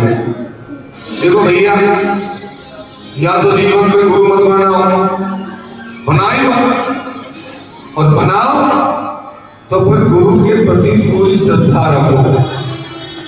एक तो गुरु, एक पत्नी, एक मंत्र आदि चीजें कभी जीवन में बदल नहीं जाती, ये बदलने की चीज थोड़ी है। तो या तो गुरु मंत्र लो मत और गुरु जी बना लिए तो गुरु के प्रति अटूट श्रद्धा रखोगे, तभी आपका कल्याण होगा। यदि आपकी श्रद्धा में फर्क आ गया गुरु के प्रति तो आपका कल्याण नहीं है, चाहे गुरु कैसा भी है। ये लिख रहा है बात, चाहे गुरु, यदि आपका गुरु क्रोधी है तो आप समझ लो हमारे गुरु जी तो दुर्वासा है, दुर्वासा संत जैसे। ये समझो आपके गुरु जी लोभी है तो कहो हमारे गुरु जी तो भैया बामन भगवान की तरह लोभी है। तो क्या करे गुरु जी? तो गुरु जी तो गुरु या तो बनाओ, बना लिया तो फिर जीवन में गुरु से कभी किसी तरह से, यदि आपने गुरु से दूर कर लिया तो आपका जीवन में कल्याण। राजा इंद्र ने गुरु का अपमान कर दिया, जब गुरु का अपमान कर दिया तो गुरु जी नाराज हो गए। अब गुरु जी नाराज हो गए तो फिर देवताओं ने विचार किया क्या किया जाए। ब्रह्मा के पास में गए, ब्रह्मा ने कहा हे देवताओं, अहो पशुरा अभद्रम करतम है, तुमने अभद्र कार्य किया, बहुत गलत काम किया तुमने, तुमको भगवान माफ नहीं कर सकते। बोले महाराज अब गुरु जी मंदिर में नहीं आ रहे, क्या करें? बोले तुम चाहते क्या हो? बोले हम तो यहाँ चाहे दूसरा काम चलो गुरु बना ले। तो देवताओं ने तुष्टा देवता का पुत्र है विश्वरूप, उसको गुरु बनाया। और विश्वरूप ने एक बहुत बढ़िया चीज दी दुनिया को जिसका नाम है नारायण कवच।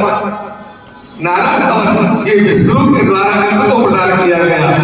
दुनिया में जितने भी आज तक कवच बने हैं उनमें सबसे बढ़िया कवच का नाम है नारायण कवच। इससे बड़ा कोई कवच नहीं है दुनिया में।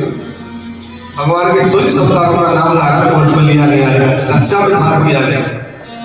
नारायण कवच के द्वारा इंद्र को पत्र के समान बना दिया, लेकिन इंद्र ने क्या किया? गुरु जी का माथा फोड़ दिया।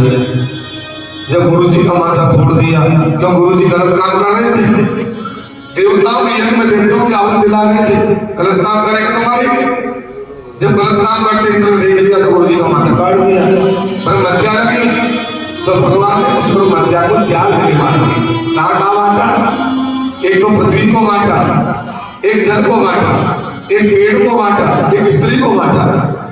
पृथ्वी पे आपने देखा होगा सफेद सफेद खार पड़ा रहता है, पेट में गोंद आता है, जल में हरे रंग की जो कली छाती है, और स्त्री में जो महीने मासिक धर्म आता है। ये विष्णु की मंत्र, चारों को वरदान मिला। पृथ्वी तुम समतल हो जाओगे, पेड़ तुम दोबारा हरे भरे हो जाओगे, जल के बिना पवित्रता नहीं होगी, और स्त्री के बिना कृष्णाश्रम नहीं चलेगा। अब आजकल लोग इन चीजों को मानते नहीं, ये सनातन धर्म की बात है। अरे भाई, स्त्री जो रजस्वला जो होती है उस समय अपवित्र समय रहते हैं। अभी कुछ दिनों पहले आपने सुना होगा, देखा होगा सोशल मीडिया पे, लोग कहते हैं क्या फर्क पड़ता है, ये तो प्रकृति की चीज है। अरे प्रकृति की चीज तो है, लेकिन जो नियम बनाए हमारे पूर्वजों ने, ऋषि महर्षियों ने, वो कोई गलत थोड़ी नियम बनाए कि 3 दिन तक 4 दिन तक दूर रहना चाहिए, शुद्ध अवस्था हो जाए जब आके चौके चूल्हे को संभालना चाहिए। ये हमारे पूर्वजों ने कोई गलत नियम थोड़ी बनाया। हमारे पूर्वजों ने, ऋषि महर्षियों ने जो नियम बनाए हैं वो कोई गलत नहीं है। धर्मशास्त्र कहता है पहले दिन चांडाली होती है, दूसरे दिन ब्रह्मघातनी होती है, तीसरे दिन और शूद्रा होती है, चतुर्थी हरिशुद्धति, 5वें 6ठे दिन भी शुद्ध काम के लिए होती, 7वें दिन 8वें दिन जाकर के यज्ञ काम के लिए पवित्र होती है स्त्री। इतना तक लिखा। तो 4 जगह ब्रह्महत्या को मार दिया। फिर तुष्टा देवता का विष्णु के पिता से भेज दिया। यज्ञ में से एक बेटा प्रकट हो गया जिसका नाम है वृत्तासुर। वृत्तासुर देवताओं को परेशान करने लगा। तब देवता भगवान के पास में गए। भगवान ने कहा कि एक दधीची नाम के ऋषि है, उनसे हड्डी मांगो, उससे वज्र बनेगा, तब जाकर के और ये वृत्तासुर मरेगा। देवता दधीची महाराज के पास में गए, हड्डियों का दान मांगा। दधीची महाराज ने हड्डियों का दान दिया, उससे वज्र बना और वो वज्र के द्वारा इंद्र ने वृत्तासुर का वध किया। बोलिए इंद्र महाराज की। वृत्तासुर जब मर गया तो सुखदेव जी से राजा परीक्षित ने प्रश्न किया, गुरु जी ये वृत्तासुर पहले के जन्म में कौन था? तब सुखदेव जी ने कहा कि वृत्तासुर पहले के जन्म में मथुरापुरी का राजा था। इसका नाम था चित्रकेतु। क्या नाम था? चित्रकेतु। चित्रकेतु राजा की 1 करोड़ रानियां थी, लेकिन एक भी संतान नहीं थी। एक बार नारद जी ने आकर के और अंगद ऋषि ने आकर के राजा को प्रसाद दिया। राजा ने बड़ी बड़ी रानियों को प्रसाद खिलाया, उसमें पुत्र हो गया, लेकिन और रानियों ने जहर देकर उसको मार दिया। नारद जी ने और अंगद ऋषि ने आकर के राजा को ज्ञान कराया, शेष दोषणी विद्या का उपदेश दिया। और वही राजा जब विमान में बैठ करके वैकुंठ में जा रहा था तो कैलाश पर्वत पर महादेव और पार्वती को देख करके कुछ अपशब्द बोलती राजा। क्या बोला राजा? क्या बोला? ये श्लोक गुरु साक्षात धर्मभक्ता शरीर नाम आस्ते मुख्य सभाया में पृथ्वी हुई भागी है। अरे महादेव को सर्व नहीं आती, जो लोग के गुरु बन रहे, पार्वती को अपनी जंघा पर बैठा करके परिश्रम में पीड़ा कर रहे। जब ये बोला महादेव जी ने तो ध्यान नहीं दिया, लेकिन पार्वती ने श्राप दे दिया कि एक जन्म के राक्षस बन जाए। राक्षस बन गया। पार्वती से माफी मांगी तो पार्वती ने कह दिया राक्षस तो तू बनेगा, लेकिन अंत में भगवान का नाम लेते लेते भगवान के धाम को प्राप्त हो जाए। इस प्रकार से वृत्तासुर का उद्धार हुआ। चित्रकेतु राजा का उपाख्यान वर्णन किया। 7वें स्कंद में राजा परीक्षित ने प्रश्न किया गुरुदेव से, गुरुदेव आप ये बताओ कि भगवान ने और जब हिरण्यकश्यप को मारा तो प्रहलाद को बीच में कैसे लिया? ये प्रहलाद जी का पावन चरित्र सुना गुरुदेव। जब ये कहा तो सुखदेव जी बोले, राजन जिस समय भगवान ने के बाद में 12 भगवान ने जब मार दिया, हिरण्यकश्यप को तपस्या छोड़ करके आया, अपने भाई की पत्नी को, अपनी माँ को सब और सांत्वना दी कि हमारा भाई वीर था, विष्णु ने छल करके मेरे भाई को मारा, मैं छोड़ूंगा नहीं। हिरण्यकश्यप तपस्या करने गया और ब्रह्मा की तपस्या करी। ब्रह्मा जब वरदान देने आए तो ब्रह्मा से अजर अमर होने का वरदान मांगा। ब्रह्मा जी बोले क्या चाहिए भैया? बोले अजर अमर होना चाहता हूं मैं ब्रह्मा। ब्रह्मा जी बोले भैया अजर अमर होने का वरदान तो मैं नहीं दे सकता। अरे तो दुनिया में आगे को जाना पड़ेगा मेरे भाई। अच्छा तो फिर क्या दे सकते? और मेरी सजे जो मांग लो। तब हिरण्यकश्यप ने वरदानों की लाइन लगा दी। बोले वरदान देना चाहते हो तो ये वरदान दो कि मैं आदमी से नहीं मरूं, जानवर से नहीं मरूं, दिन में नहीं मरूं, रात में नहीं मरूं, अस्त्र से नहीं मरूं, शस्त्र से नहीं मरूं, घर में नहीं मरूं, बाहर नहीं मरूं, धरती पर नहीं मरूं, आकाश में नहीं मरूं, और किसी भी तरह से 12 महीने में भी मरना नहीं चाहता, और आपकी सृष्टि में पैदा हुए किसी भी जीव के द्वारा मेरी मृत्यु नहीं हुई। ब्रह्मा जी ने माथा पकड़ लिया। बोले चेला तो बहुत बोले भैया, पर आज तो पहली बार मिला ऐसा चेला, तेरे गजब कर दिया मेरे भाई। ये वरदान में देने के थोड़ी है, फिर भी दे देता हूं। दे दिया वरदान। वरदान दे करके ब्रह्मा जी चले गए। हिरण्यकश्यप को वरदान प्राप्त करके आ गया जन्म भर के, सारे नगर में राम नाम बंद कर दिया।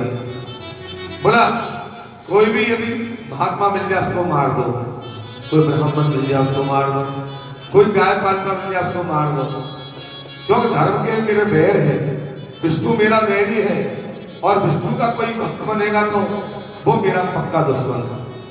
हिरण्यकश्यप ने सब जगह राम नाम बंद कर दिया और 71 युगों तक राज किया हिरण्यकश्यप ने। हिरण्यकश्यप की पत्नी का नाम है कयाधु और कयाधु दानवी के 4 पुत्र हुए। पहले पुत्र का नाम है सल्लाद। हिरण्यकश्यप के बड़े बड़े पुत्र का नाम है सल्लाद, प्रागप्रहलाद, लाद और प्रहलाद, ये 4 पुत्र हैं। हिरण्यकश्यप का मतलब क्या है? हिरण्य का मतलब सोना, कश्यप का मतलब पलंग, जो सोने के पलंग पे सोए वो हिरण्यकश्यप। और प्रहलाद का मतलब क्या है? इधर देखो, प्रहलाद शब्द का अर्थ क्या है व्याकरण में? लाद शब्द के आगे प्रे उपसर्ग लगा हुआ है। प्रकृष्टम श्री कृष्णम लादम प्रहलाद, जिसका प्रेम श्री कृष्ण के चरणों से हो वो प्रहलाद। तो प्रहलाद जी महाराज छोटे छोटे, प्रहलाद जी को जब पढ़ने भेजा हिरण्यकश्यप की पाठशाला, हिरण्यकश्यप की एक पाठशाला चलती थी, शुक्राचार्य जी के 2 बेटे चलाते, संडावर की पाठशाला में पढ़ने भेज दिया। एक बार हिरण्यकश्यप पाठशाला में गया, प्रहलाद जी को बुलाया, प्रहलाद जी के माथे पे हाथ फेरा, बोले प्रहलाद, बोले हाँ पिताजी, अब तक तुम पाठशाला में बहुत दिन से पढ़ रहे हो, ये बताओ तुमने क्या सीखा? तो प्रहलाद जी बोले बताओ। बोले बताओ।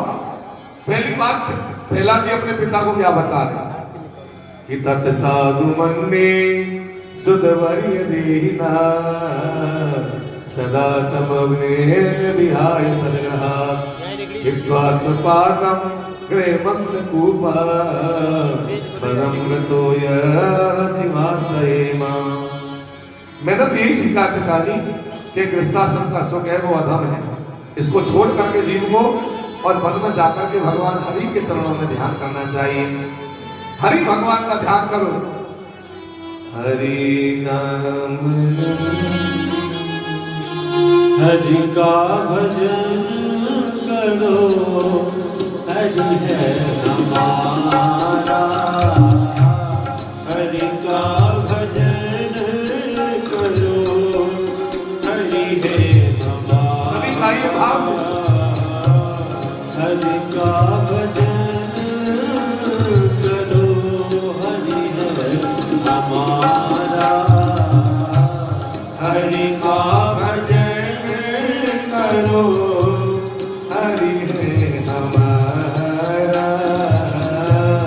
हरि के भजन बिना, हरि के भजन बिना, प्रभु के भजन बिना, प्रभु के भजन बिना वो नहीं है गुजारा।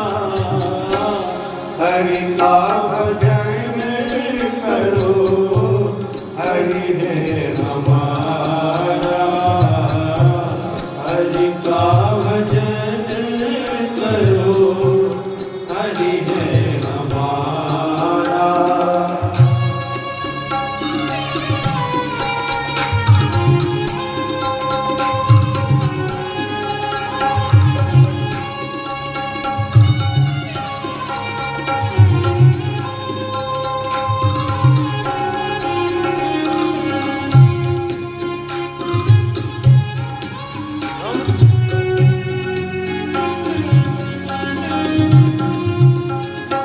कोई कहे राधे श्याम, कोई कहे सीताराम,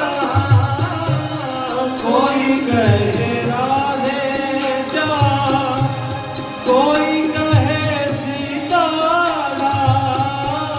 कोई गिरधर गोपाल, कोई राधा माधव लाल, कोई गिरधर गोपाल, कोई राधा माधव लाल, कोई हरि दीन बंधु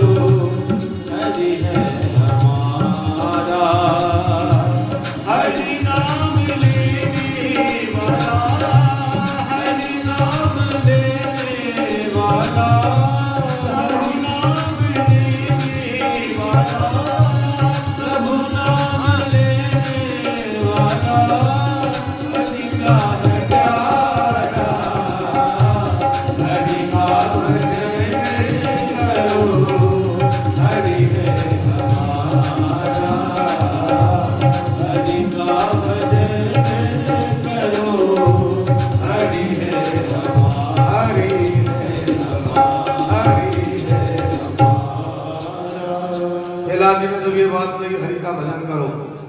हिरण्यकश्यप ने कहा वाह बेटा वाह, कितने बढ़िया बात सीखा, जा। प्रहलाद जी को भेज दिया क्लास में, गुरुजी को बुलाया, आपको पता है मेरा बेटा प्रहलाद क्या बोल के गया? बोले क्या बोल के गया महाराज? बोले मेरे से ये बोल के गया है हरि का भजन करो, घर का सुख छोड़ करके जंगल में जाकर के हरि का भजन करो। यही पढ़ाते हो तुम बच्चों को? गुरुजी बोले महाराज हमने तो आज तक नहीं पढ़ाया। तो प्रहलाद कहां से सीख गया? पहली बार गलती किया है, दोबारा गलती कर दिया तो तनख्वाह बंद कर दूंगा, देश निकाला ले दूंगा। हिरण्यकश्यप कह करके आ गया। अब तो गुरुजी प्रहलाद जी को समझाने लगे, प्रहलाद तू पागल तो नहीं हो गया? तेरे पिताजी भगवान है। प्रहलाद जी बोले मेरे पिताजी भगवान नहीं है। गुरुजी आप गलत बोल रहे हो। अरे तेरे पिताजी भगवान है। बोले नहीं। तब गुरुजी बोले हमारे देवताओं के चंदन वन में, अरे पहला तो बबूल का पेड़ कहां से पैदा हो गया? देते हो चंदन वने जातो यम कंटकत्रम।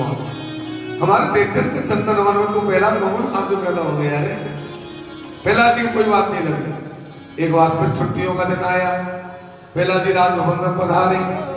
प्रहलाद जी की मैया प्रहलाद जी को लेकर हिरण्यकश्यप के पास में गई। हिरण्यकश्यप ने गोद में लिया, माथे को सूंघा, पूछा प्रहलाद? बोले हाँ पिताजी। अच्छा अब बताओ क्या सीख के आए हो, क्या पढ़ा है तुमने? अब की बार तो प्रहलाद जी ने पूरी भागवत का सार ही बता दिया। बोले बताओ? बोले बता। तो प्रहलाद जी बोले श्रवणम कीर्तनम विष्णु स्मरणम पाद सेवनम अर्चनम वंदनम दास्यम सख्य आत्म निवेदनम। पिताजी भगवान की भक्ति 9 प्रकार की होती है। पहली कथा सुनना, दूसरी कीर्तन करना, तीसरी भजन करना, चौथी चरणों की सेवा करना, 5वीं अर्चना करना, 6वीं वंदना करना, 7वीं दास बन जाना, 8वीं सखा बन जाना और 9वीं आत्म निवेदन करना। ये 9 प्रकार की भक्ति में से कोई भी भक्ति को जीव कर ले तो वो बीड़ा पार हो जाता है पिताजी। हिरण्यकश्यप ने पूछा कहां सीखा? बोले गुरुजी के यहाँ सीखा। और कहां सीखा? जो गुरुजी का नाम लिया हिरण्यकश्यप ने प्रहलाद को नीचे फेंक दिया। बोले गुरुओं को पकड़ के लाओ। दोनों गुरुओं को पकड़ के लाया गया। गुरु ने कहा क्या बात है महाराज? बोले बच्चों को बिगाड़ दिया। बोले कौन से बच्चे को? बोले प्रहलाद को। गुरु ने हाथ जोड़ दिए, महाराज हम प्रहलाद को नहीं पढ़ा सकते। नेमत प्रणीतम न परत प्रणीतम सुतो बदंते सतवेद शत्रु निसर्ग कियम मध्यस्य राजन नीच मनु कलदास मगानो। प्रहलाद को पढ़ाने की जरूरत नहीं, वो तो पढ़ा है। गुरु ने मना कर दिया। अब तो हिरण्यकश्यप ने विचार कर लिया कि प्रहलाद मेरा बेटा नहीं, ये तो मेरा बैरी है और जब तक ये नहीं मर जाएगा तब तक मुझे चैन नहीं पड़ेगा। तो हिरण्यकश्यप ने सबसे पहले प्रहलाद जी को मारने के लिए रसोई वाले से कहा कि आज प्रहलाद के भोजन में जहर मिला दो, मर जाएगा। रसोई वाले ने जहर मिला दिया। जब वो जहर का भोजन प्रहलाद जी के पास में जाने लगा तो भगवान ने महादेव जी का ध्यान किया। भोले बाबा आए। बोले क्या बात है प्रभु? बोले भोले बाबा आज मेरे प्रहलाद को बचा लेना, उसके भोजन में जहर जा रहा है, आप बचा लेना। भोले बाबा ने जाकर के जहर को तो निकाल दिया और प्रहलाद जी के भोजन में अमृत ले जाकर के रख दिया। प्रहलाद जी का बाल विवाह का नहीं हुआ। जब प्रहलाद जी मरने में नहीं आए तो प्रहलाद जी को हिरण्यकश्यप ने पहाड़ पर से फेंकवाया, लेकिन कैसे फेंकवाया? भगवान ने बीच में जाकर के झेल लिया। प्रहलाद जी का बाल विवाह का नहीं हुआ। अब तो हिरण्यकश्यप ने सर्पों से कटवाया, हाथियों से कुचलवाया और गर्म खंभों के बांध दिया, अंधेरे कमरे में बंद कर दिया, लेकिन प्रहलाद जी का बाल विवाह का नहीं हुआ। तांत्रिक को बुला करके मूठ दिलवाई, लेकिन वो मूठ भी प्रहलाद जी का कुछ नहीं बिगाड़ पाई। तांत्रिक की ही मृत्यु हो गई। हिरण्यकश्यप की बहन है होलिका, वो आई मान गई भैया मुख पहले बुला लेते तो नहीं, पहले सारा काम कर देती। बोले कहा? बोले प्रहलाद को तो मैं मार दूंगी। बोले कैसे? बोले मेरे पास में ब्रह्मा का दिया हुआ शीतल पट है, मैं कैसी भी आग में बैठ जाऊं तो मेरे ऊपर आग का असर नहीं हो। तू ऐसा कर होली बनवा दे और मुझे बैठा दे, प्रहलाद को गोद में ले लाऊंगी, प्रहलाद मर जाएगा और मेरे को बिगड़े होगा नहीं। हिरण्यकश्यप बोला तो बहुत बढ़िया बात है। हिरण्यकश्यप ने होली तैयार करवाई। बुआ जी हिरण्यकश्यप की बहन होलिका और होली में बैठ गई। प्रहलाद जी को गोद में ले लिया। राक्षसों ने परिक्रमा करी और परिक्रमा करते करते ही होली में आग लगा दी। वो आग जलती हुई जब प्रहलाद जी के पास में पहुंचने लगी तो भगवान आए और जल्दी आग में आकर के भगवान ने क्या किया कि होलिका के शरीर पर जो दुपट्टा था शीतल पट उसको खींचा और प्रहलाद जी के शरीर पर लपेट दिया और लपेट करके जल्दी आग में से प्रहलाद जी को निकाल लिया। पाठशाला में जाकर प्रहलाद जी को बैठा दिया और भुआजी पूरी रात जल करके रात हो गई। सुबह हिरण्यकश्यप ने राक्षस बुलवाए, पूछी भैया रात को क्या हुआ? बोले महाराज रात को तो कुछ नहीं हुआ, सभी मर गए। बोले कैसे? बोले भुआजी भी मर गई, भतीजा भी मर गया, दोनों ही मर गए, रात पड़ी है बात। हिरण्यकश्यप ने सोचा कि जब ये बालक पैदा हुआ तब तो मेरा भाई मरा था और जाते जाते बहन को तो ले ही गया साथ, चलो कोई बात नहीं। हिरण्यकश्यप बड़ा खुशी मना रहा था। यहाँ बच्चे जब पाठशाला में पढ़ने गए तो एक कमरे में से आवाज आ रही, ओम नमो भगवते वासुदेवाय, ओम नमो भगवते वासुदेवाय। बच्चों ने जाके देखा, प्रहलाद, अरे प्रहलाद तू यहाँ कैसे भैया? हमने तो सोची तू मर गया बताया रात को। प्रहलाद जी बोले नहीं भैया मैं क्यों मरूंगा। बोले प्रहलाद तेरे पिताजी तुझे बार बार मारने का प्रयास करते हैं लेकिन तू मरता क्यों नहीं है? तो प्रहलाद जी ने कहा कि भैया मेरे ऊपर मेरे गुरु की कृपा है। आपके गुरु कौन है? प्रहलाद जी ने कहा मेरे गुरु नारद जी हैं। तेरे नारद जी को गुरु कब बना लिए? बोले जब मैं मेरी माँ के गर्भ में था तो पिताजी तो तपस्या करने गए थे और इंद्र मेरी माँ का हरण करके ले जा रहा था। मार्ग में नारद जी मिल गए। नारद जी ने कहा इंद्र इसको खा ले जा रहा है। बोले इसके गर्भ में राक्षस बालक, इसको मारूंगा। नारद जी बोले नहीं भैया इसके गर्भ में राक्षस बालक नहीं है, इसके गर्भ में तो भगवान का भक्त बन रहा है, मुझे दे दे। मेरी माँ को नारद जी अपने आश्रम पर ले गए और वहां जो कीर्तन होता, सत्संग होता, कथा होती, उसको मैं अपनी माँ के गर्भ में बैठा बैठा सुनता रहा। तो मैंने गर्भ में नारद जी को गुरु बना लिया। देखो गर्भस्थ शिशु के ऊपर में वातावरण का बहुत प्रभाव होता है। माँ जैसे वातावरण में रहती है वैसे ही बालक पैदा होता है। तो प्रहलाद जी कहते मैंने गर्भ में ही नारद जी को गुरु बना लिया और एक गुरु मेरा कुम्हार है। जब मेरे पिता ने राम नाम बंद कर दिया तो सारे नगर में राम नाम बंद था। एक कुम्हार हाव के पास में राम नाम ले रहा था। मैंने पूछा क्या हुआ भाई? बोले महाराज एक बिल्ली का बच्चा, 2 बिल्ली के बच्चे यहाँ में रह गए और मैंने देखा कि राम नाम के प्रभाव से जब हाथ को हटाया तो एक मटकी कच्ची कच्ची निकली और दोनों बिल्ली के बच्चे निकल करके मेरे सामने चले गए।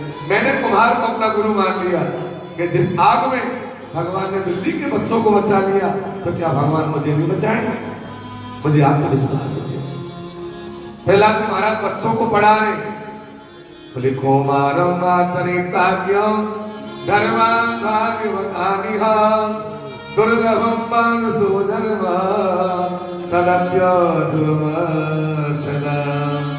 भैया बचपन से ही भगवान का ध्यान लगा देना। कौमार बचपन से ध्यान लगता है तो जीवन भर रहता है। एक बात बताऊं, आप यदि बचपन में ही भगवान का भजन करने लग जाओगे तो आपका जीवन पूरा सफल हो जाएगा। जवानी में भजन करोगे तो आपको जीवन में फल मिल जाएगा और बुढ़ापे में भजन करोगे तो इस जन्म में आपको फल नहीं मिलेगा, अगले जन्म में मिलेगा। इसलिए भजन तो बुढ़ापे में नहीं करना चाहिए, जवानी से ही करना चाहिए। तो प्रहलाद जी महाराज ने बच्चों को ज्ञान दिया। बच्चे बोले प्रहलाद हम भी तेरी तरह भजन करें तो हमको भी कोई नहीं मार सके। बोले नहीं। बोले भैया कल होली मन गई, आज धूलेटी मना ले, सब नगर कीर्तन कर डाले। बोले चलो। अब तो प्रहलाद जी आगे आगे हो गए।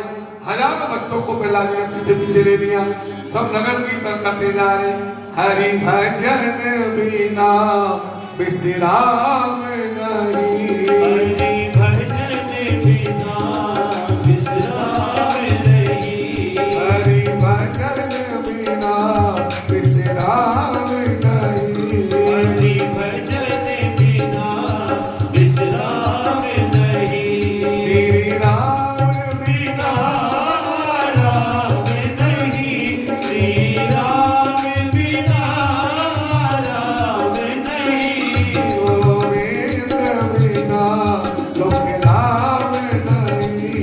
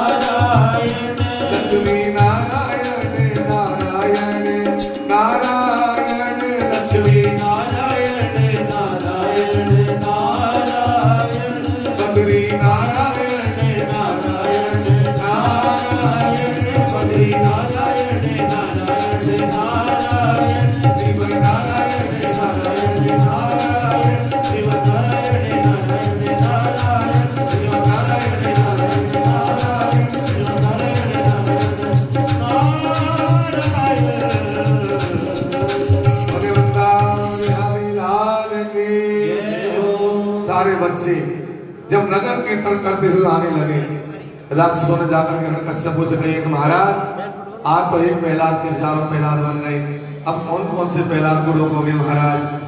हिरण्यकश्यप ने कहा कि प्रहलाद को पकड़ करके मेरे सामने लाया जाए। हजारों बच्चों में से प्रहलाद जी को पकड़ करके लाया गया। हिरण्यकश्यप ने हाथ पकड़ करके कहा कि हे दुर्वनीत मंदात्मा कुल भेद करा धम। अरे दुर्वनीत मंदात्मा कुल का भेद कराने वाले करा धम, मैं ही सोचता था तुझे मैं अपने हाथों से नहीं मारूं, इसके बल पर फूट रहा है, तुझे किसका बल है। प्रहलाद जी ने कहा कि न केवलम में भवतस्य राजन सबई बलम परिणाम चा परेशान। पिताजी मुझे वही बलवानों के बलवान का बल है जिसके बस में ब्रह्मा आदि देवता है। कहाँ तेरा भगवान, कहाँ तेरा जगदीश मैं देखता हूँ, तू ये तो बता कहाँ है। प्रहलाद जी बोले कहाँ देखना चाहते हो, क्या तेरे अंदर है, क्या मेरे अंदर है, क्या मेरी तलवार में तुझे तेरा जगदीश दिख रहा है। तो प्रहलाद जी महाराज बोले हिरण्यकश्यप से कि तो में मुंह में खड़ग खम्भ में पूरे रहो जगदीश पिताजी, पूरे रहो जगदीश। पिताजी भगवान तो आपके अंदर भी है, मेरे अंदर भी है, तलवार में भी भगवान है तो खम्भे में भी भगवान है। हिरण्यकश्यप ने कहा कि खम्भे में तुझे भगवान दिख रहा है। प्रहलाद जी ने देखा तो खम्भे में भगवान चीटी रूप में नजर आ गया। बोले मेरे भगवान, बोले चीटी को भगवान कहता है, बोले चीटी नहीं है तेरे भगवान।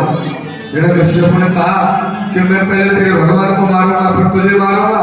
ऐसे कहकर हिरण्यकश्यप ने और खंभे में जाकर के गदा मारी, खंभा फट गया और खंभे को फाड़ करके और नरसिंह भगवान प्रकट हो गए। बोले नरसिंह भगवान की सत्यम पितामह प्रतिभासितम भूते सुजात सुमले सुजात्मना अदर्शतां तद्रूपमद्वान् रथे समायां नवरगम के मानुषम। अपने भक्त के वचन को सत्य करने के लिए भगवान नरसिंह बन करके आ गए। हिरण्यकश्यप के साथ में युद्ध हुआ, बहुत देर तक युद्ध हुआ, गदा से गदा टकराई। हिरण्यकश्यप से कहा मैं तुझे मारूंगा। हिरण्यकश्यप बोला तुम मुझे नहीं मार सकते। बोले क्यों? बोले मुझे ब्रह्मा ने वरदान दिया। बोले ब्रह्मा ने क्या वरदान दिया? कह रहे तू दिन में मरेगा ना रात में मरेगा। भगवान ने कहा देख तू दिन करा। हिरण्यकश्यप बोला फिलहाल तो दिन भी नहीं है रात भी नहीं है, संध्या का समय है, फिर भी आप नहीं मार सकते। क्यों? ब्रह्मा ने वरदान दिया है कि नहीं घर में मरेगा ना बाहर मरेगा। भगवान ने कहा देख तू घर में है कि बाहर है। हिरण्यकश्यप बोला फिलहाल तो मैं घर में भी नहीं हूँ बाहर भी नहीं हूँ, देड़ी पे हूँ, पर फिर भी नहीं मार सकते। क्यों? ब्रह्मा ने वरदान दिया है कि न धरती में मरेगा न आकाश में मरेगा। भगवान ने कहा कि अब तू बता तू धरती पे है कि आकाश में। हिरण्यकश्यप ने कहा फिलहाल तो मैं धरती पे भी नहीं हूँ आकाश में भी नहीं हूँ, आपके पैरों में पड़ा फिर भी नहीं मार सकते। जो ब्रह्मा ने वरदान दिया है कि तू कोई आदमी से जानवर से नहीं मरेगा। भगवान ने कहा तू देख मैं आदमी हूँ कि जानवर। हिरण्यकश्यप घबराया, बोले आप तो आदमी भी नहीं जानवर भी नहीं हो, फिर भी आप नहीं मार सकते। जब ब्रह्मा ने मुझे वरदान दिया है कि कोई अस्त्र शस्त्र तुझे नहीं मार सकता। भगवान ने नाम दिखाए, बोले तुझे मारने के लिए यही काफी है। हिरण्यकश्यप बोला मुझे ब्रह्मा ने वरदान दिया है कि तू बस के 12 महीने में नहीं मारेगा। भगवान ने कहा मूर्ख ये 13वां महीना मैंने तेरे लिए तो बनाया है। हिरण्यकश्यप बोला फिर भी आप नहीं मार सकते। क्या ब्रह्मा ने वरदान दिया है कि मेरी सृष्टि में पैदा हुए किसी भी जीव के द्वारा तो नहीं मरेगा। भगवान ने कहा कि मूर्ख तू क्या समझता है हमको ब्रह्मा ने पैदा किया है? अरे मूर्ख हमको ब्रह्मा ने पैदा नहीं किया, हम ब्रह्मा को पैदा करते हैं। बोले कौन? बोले नारायण। जो नारायण नाम लिया हिरण्यकश्यप को छटपटाया, भगवान ने नाम को घुमा दिए, हिरण्यकश्यप के पेट को फाड़ दिया। बोले नरसिंह भगवान हिरण्यकश्यप मर गया, लेकिन नरसिंह भगवान का क्रोध ठंडा नहीं हुआ। जब क्रोध ठंडा नहीं हुआ तो सारे देवता घबरा गए, लक्ष्मी जी को लाए लेकिन लक्ष्मी भी घबरा गई, भाग गई लक्ष्मी। तब ब्रह्मा जी की निगाह और प्रहलाद पर पड़ी। प्रहलाद ब्रह्मा प्रहलाद को भेजा कि प्रहलाद तू भगवान के क्रोध को ठंडा कर। तब प्रहलाद जी ने जाकर के भगवान के चरणों में प्रणाम किया और हाथ जोड़ करके प्रहलाद जी स्तुति करने लगे कि ब्रह्मा तयो सुर गणा मुनयोत सिद्धा सत्वैकतानमतयो मत सांप्रवाहै नाराधितुं पुरगुणै रघुनाथ विप्रो किं दोषो अर्हति समे हरिरुद्र जाते। इन आज ब्रह्मा जी खड़े हैं, महादेव जी खड़े हैं, बड़े बड़े देवता खड़े हैं और वो भी जब आपकी स्तुति नहीं कर पा रहे हैं तो मेरे जैसा धर्मकुल में पैदा हुआ एक छोटा सा वाला क्या स्तुति करेगा ना। लेकिन आप जाति को नहीं देखते, धर्म को नहीं देखते, आप तो केवल भक्ति को देखते हो ना।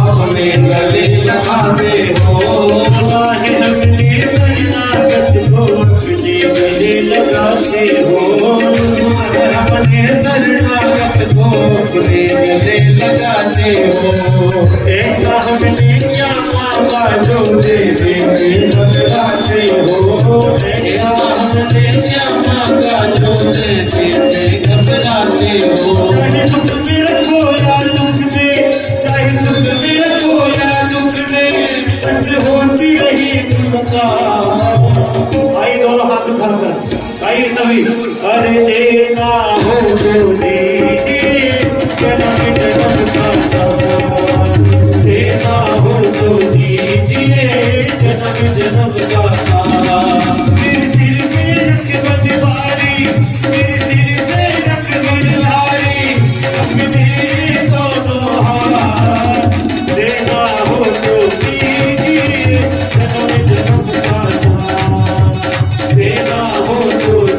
जन्म जन्म का